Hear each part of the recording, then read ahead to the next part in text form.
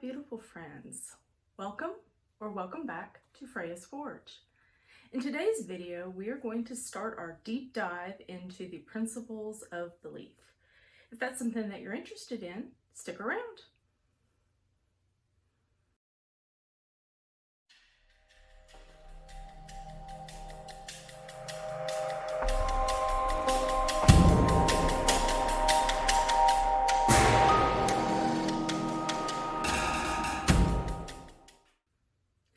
And welcome back. If this is the first time seeing my face, my name is Kelshay. I'm an initiated Wiccan High Priestess and Reiki Master. And on this channel, we talk about all the witchy goodness that I wish that I had had access to as a beginner in the craft. As I mentioned in my last video, and if you haven't seen it, I'll link up here, I will be doing a deep dive into the principles of belief. I've mentioned that as part of my game plan going forward to kind of reconnect myself to my path. I did want to report, I'm very excited. The other morning I woke up with an actual message that was very exciting because I had kind of radio silence from my spiritual team for a little while. And that message basically stated that it's not enough to walk the path, you have to live the path. And I also heard that if you're walking the path, wherever your feet are, you're on that path. So it's very exciting to get that message because it kind of let me know that I am on the right track towards getting back to where I need to be. Anyway, in this video, we're going to talk about the first couple of the principles of belief. If you're not familiar, again, link up here to the video that I did on the principles of belief with Seraphil, just kind of a general overview. But the ones we're going to talk about are the very first ones. Just to give you kind of a little bit of background, in April 1974, there were members of the American Council of Witches. They drafted a document called the Principles of Wiccan Belief. And it kind of has become the foundational piece of the beliefs that we practice as neo-pagans, as witches, as Wiccans, etc. So I wanted to take a deep dive into each of these. I'm going to break them up. I'm not going to do an individual video for each individual principle because then we'd have 13 videos. And I don't want to belabor the point that much. I'm hoping that by the time we get to like 7 or 8, I'll have a better idea where we're going from here. But the first two that we're going to talk about, and I will put these in the description so you don't have to write them down.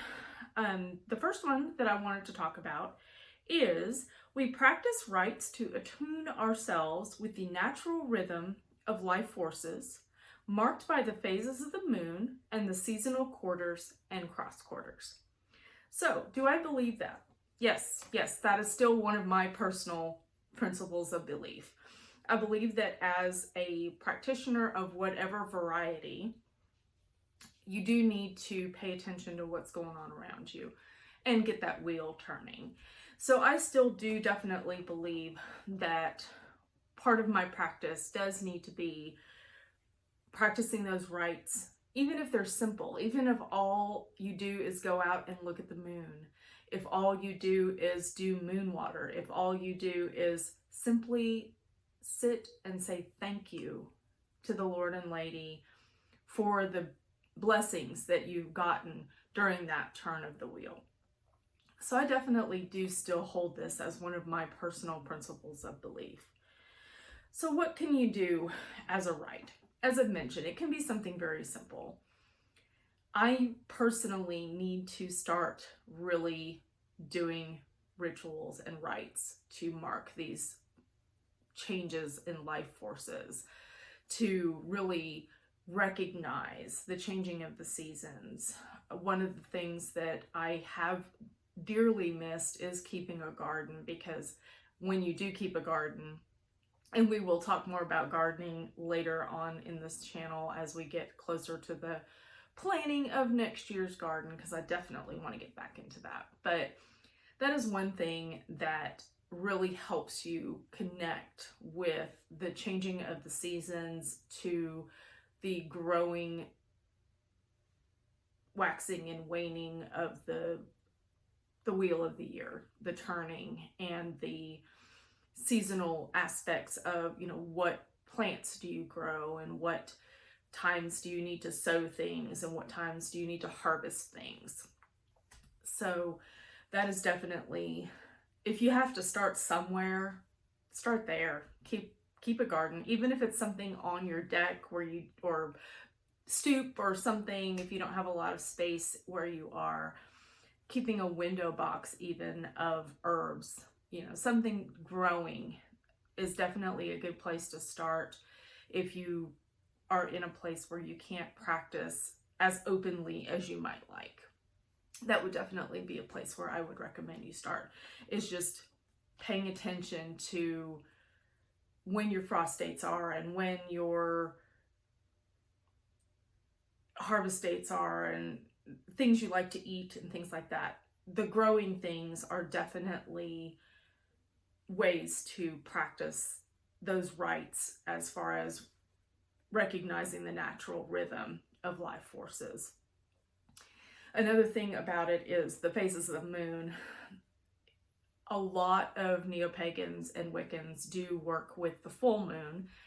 I tend to do full moon workings and new moon workings when I'm kind of cooking on all cylinders, driving on all cylinders, whatever that metaphor is, because I do certain things at certain times. And we can certainly have a full conversation about the different phases of the moon if you'd like. If you're interested in that, drop me a comment down below and just let me know that you'd like for me to do a video on just the phases of the moon and the different types of workings that you can do for each of those. And we'll certainly have that conversation, which would be fun. So the seasonal quarters and cross quarters, these are talking about the Sabbats. So by the time this video goes live, supposed to be going live on September the 20th. Bear with me if it's a little bit late, but that's my goal, is to have it going live on the 20th. And therefore, we would just be within a couple of days of the Sabbat Maiden, which is one of the harvest festivals. So if you're interested in me continuing with my exploration of the Wheel of the Year, again, drop me a comment. I probably will do that for my own personal record keeping, which is part of what we're doing here. But the seasonal quarters and cross quarters, those are things like the equinoxes and the solstices, and then the other fill-in holidays that fit in around those solstices and equinoxes, like Samhain and Beltane and Lunasa and Imbolc. Pulled it out of my head. My brain is not working on all cylinders right now, so yay me, I remember that. So yes, this is still definitely a very big part of my personal principles of belief. I definitely think that practicing those rites to attune myself to the natural rhythm of the life forces is definitely something that I believe is necessary and want to get back to doing. So check on that one. So the second one is that we recognize our intelligence gives us a unique responsibility towards our environment. We seek to live in harmony with nature, in ecological balance, offering fulfillment and life in consciousness within an evolutionary concept. So that one is definitely also something that is part of my personal belief system and has been since long before I started practicing paganism. I believe that one of our goals as human beings, as sentient beings, is to protect the world around us. One of the things that I am hoping to pick back up, I started working with one of my besties on something that we're calling conversations about conservation, or conservation conversations. I forget where we settled on that. But she's one of my very, very dear friends, and she is a biologist by training, Wiccan by practice. And we started a conversation about conservation and how to really connect with the natural world around us. We both live in Appalachia and are really trying to focus on that area of the country. and have conversations about various animals that live in our world around us and how to connect with them both in the mundane realm and then in the spiritual realm as power animals or animal spirit guides. So if you're interested in us continuing that, please let us know, and we are hoping to get our schedules aligned so that we can continue with that conversation, because the first video that we've recorded is kind of languishing on my hard drive. I haven't had a chance to get it up, but I definitely want to continue with her on that. So that is definitely something that I have firmly believed since I was a little person. I'm very into animals. I joke that I self-describe as animal loving and people tolerating. So I have done a video about animal spirit guides, again, link up there and down in the description.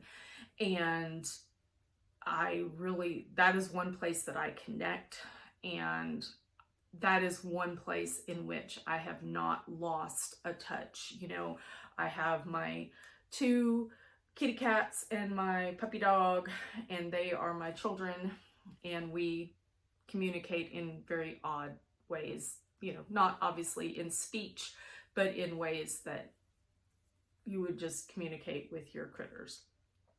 So animals are very much a part of my practice and part of my life since before I had a practice to begin with.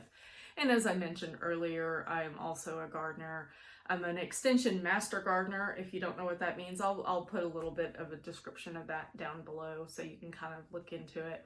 But if you are living in the United States and you have a state that has a land grant university, which most states do, I can't aver that it is 100% of all of our states because I would have to research that. But if you live in a state with a land grant university, you are most likely going to have access to an agricultural extension agent to ask your garden questions. And if you would like some information about how to contact an ag agent, or if you have a gardening question, it's kind of sort of related to this topic. So definitely hit me up down in the description. Oh my goodness. Hit me up in the comments below and I'll try to answer those questions. It's late, so please forgive me. I'll try to cut some of this nonsense out. But I definitely am into growing things and animals and nature and all of that good stuff. One of the things I have on my wall here in my little studio room is a poster of venomous snakes of the Southeast. The library that I worked in before I participated in the Great Resignation of 2021, it used to hang in our meeting room, and we had a board member that freaked out every time they would come to a board meeting, and I finally was like, okay, I'll take it down. I don't want you freaking out about it. You turn your back on it, etc. But I talked with the branch manager and I said, do you mind if I take that home with me? And she's like, oh yeah, sure, no problem. So I have a lovely poster on my wall of snakes of the Southeast, venomous snakes of the Southeast. I'm very into reptiles. Pretty much any animal. I'm probably going to die trying to pet something that I should not. So I think that is going to be all for me for today. I want to try to keep the videos relatively short and full of information that hopefully you can use. So if you have any questions about anything that I covered, I feel pretty comfortable with those 2 principles of belief, that they are still my personal principles of belief, which is pretty awesome. 2 out of 13 so far. That's a pretty good track record, I think. So we will continue on with this conversation going forward. And again, if you have questions, give me a ringy dingy down in the comments, or if you know me personally, shoot me a DM and I'll be happy to answer the questions. Until next time, merry meet, merry part, and merry meet again.